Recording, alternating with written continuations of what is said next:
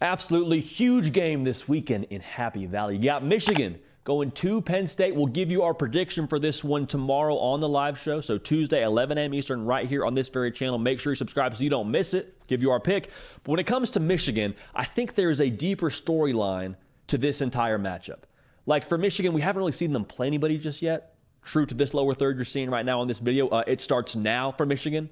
And some of that is on the rest of the Big Ten. Some of that's on Michigan of years ago with who they had set up scheduled. But right now, like this is a one-game season from here on out for Michigan. Penn State, Maryland, Ohio State. But I think when it comes to this very game, we have a chance now to see if Michigan has those national title chops. Now, I think this is more of a temperature taking than a making a definitive statement.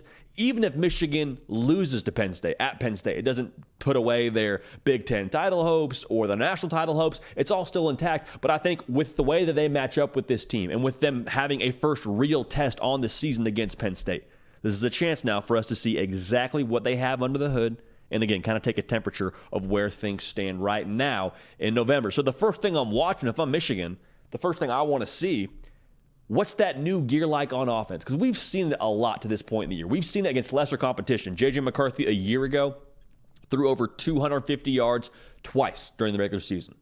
So far, through week 10 of the college football season, he's done it 4 times. Yards per pass, they're over 10. Like, this is very much so a more explosive offense to this point. We see the effort for them to push the ball downfield. And that was the question we had going into the season. J.J. McCarthy, can you take it to the next level? Can you be a guy that allows Michigan to be more multiple offensively? We know the run game is going to be the plan A. Like, I already know we want to run the football downhill. We want to run power. We want to feed Blake Corum. We want to get the ball to Donovan Edwards. Like, that's obviously still plan A. Heck, it might even be plan B. But do we have the spare tire of the deep pass game from Michigan? Do we have that available to us?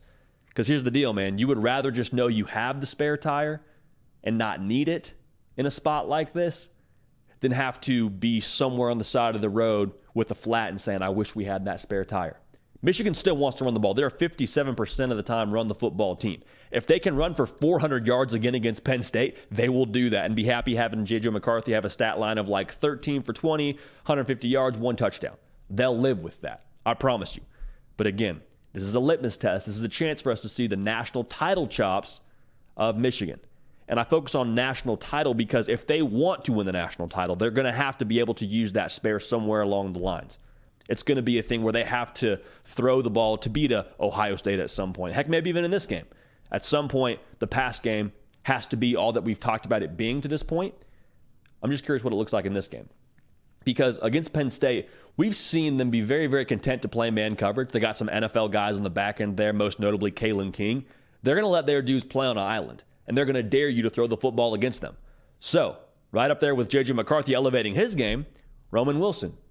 Can you continue to do what you've done to this point in the year? Been a touchdown machine, been the go-to guy for them. Had over 100 yards receiving this past week against Purdue. Colston Loveland, I think he's a chess piece, a matchup nightmare. They will back shoulder you to death if you sit in man coverage. Is that there against Penn State? Are you able to take advantage of that, how we've seen you do to this point in the year against Penn State? Because again, different level of competition. I want to see the national title chops from the passing game offensively for Michigan. Other question now, is the line of scrimmage still like the takeover button for Michigan? I mentioned, man, 400 yards rushing in last year's game. I was going back through the box score for last year in this game, and I saw that stat again, and I could not believe it was real. It was real in the sense that we watched it play out in real time last season, but to go back to it and say 400 yards, man, Michigan has been the bully in the conference. Now Penn State, they're going to test that, both offensively and defensively, because that's who they want to be. They want to be that team on the line of scrimmage. And to be 100% clear, they have been much improved defensively, at least to this point, allowing 2 yards a carry. Ohio State is the sample size that you look at for Penn State with what they've done to this point in the year. They held Ohio State to 1.9 yards a carry, I believe it was, in that game. The year before, in 2022 against Ohio State ran for right around 4 yards a carry. So by nature of that opponent, it's not transitive property 100%. That doesn't really all the way apply, but using that as a litmus test, Penn State's going to try and test Michigan on both sides of the line of scrimmage.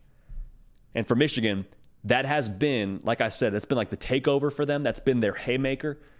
Whenever Michigan got into a dogfight, whenever Michigan got into a situation with an opponent that matched up well roster-wise. It was, that's great that you have a good quarterback. It's great you have some good receivers. But at the end of the day, we're going to win because we're going to wear you down on the line of scrimmage. That's what we'd seen from them multiple times throughout last year. Is that still there this year? We think it's there. They have a lot of those guys that were on that team last year, on those lines of scrimmage there this year. But is it there to the degree that it was last year? I don't think we 100% define that from this year, but by the way that Penn State's going to be tested against those fronts, it'll be the best offensive line and the best defensive front that Michigan's had to play to this point. Is the efficacy still there like it was last year? Now here's the ultimate question for me. Here's the real big factor I'm curious to watch for when it comes to Michigan and Penn State this Saturday. Does Michigan have that championship medal that we've seen them have the last couple of years in these kind of games?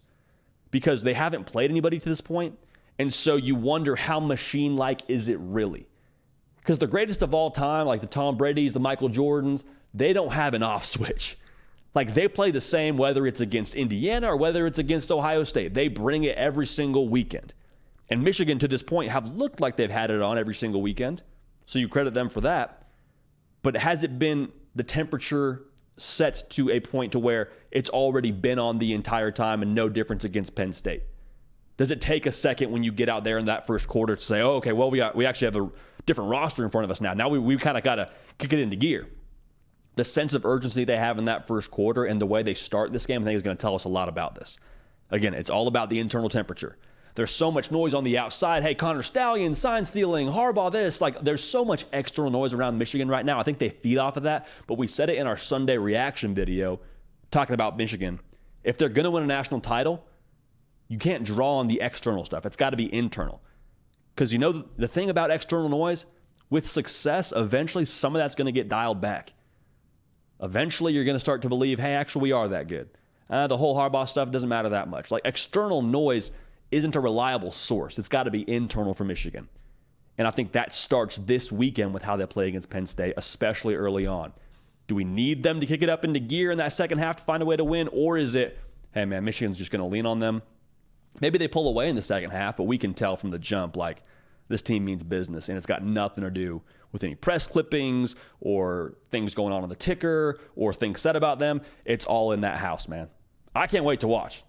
Going to have tremendous Big Ten implications, but again, I think it's a really good temperature for us to get from Michigan when it comes to their chops for a national championship. Because make no mistake now, beating Ohio State, beating Penn State, winning the Big Ten, all on the to-do list for Michigan, but they want to be at the top of the mountain.